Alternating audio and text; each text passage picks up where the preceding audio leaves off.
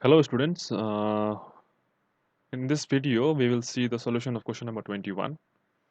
Okay, so P, Q and R are partners who were sharing profits in the ratio of 2 is to 1 is to 1, which is 2 by 4, 1 by 4 and 1 by 4 for P, Q and R respectively. Okay, so after the retirement of P, okay, so P is retiring on 1st April 2020. So after the retirement of P, nothing has been mentioned about the new ratio. Okay, so when nothing is mentioned regarding the new ratio, okay, after the retirement of a partner, okay, in this question here we have P. So after the retirement of P, regarding the new ratio, nothing is mentioned. Okay, so we will continue with the same ratio which was between Q and R, which was between Q and R is 1 is to 1. So that is 1 is to 1 is equals to 1 by 2 and 1 by 2.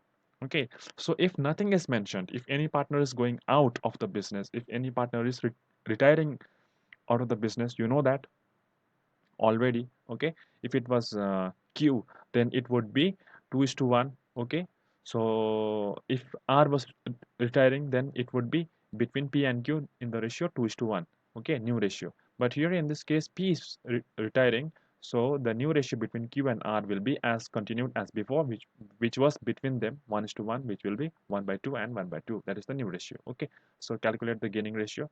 You know the formula. Okay, new ratio minus old ratio. So after that, we prepare the revaluation account. You know how to prepare the revaluation account. Okay, I don't want to explain this again. So let us move on to uh, this thing. Okay, partners capital account. But before this partners capital account here, we have to find the amount of goodwill. Okay, so to find the amount of goodwill, we know this average profit. Okay, so goodwill, okay, we know this already. So here in this case what we have to do is that we have to calculate the amount of share of goodwill of a this retiring partner. Okay, so in this question P is a retiring partner, so we have to calculate the share of goodwill of P, who is a retiring partner.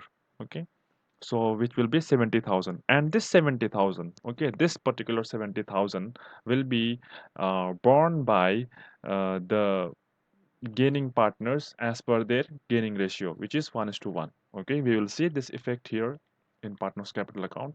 We know this by balance BD, it's from the balance sheet which is already given. Okay, so we write by profit on revaluation because there was the profit on revaluation which you can see here. Okay, so after that, we have to check the balance sheet, the quotient balance sheet. Okay, out there you will see in the asset column that there is profit and loss account.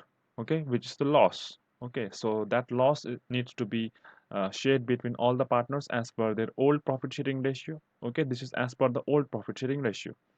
So you will do this. Okay, first you will write by balance BD, write these amounts, by profit on revaluation, write these amounts, and after that you write to profit on loss account. Okay, these amounts. Okay, so just now we calculated, okay, for the re retiring partner P,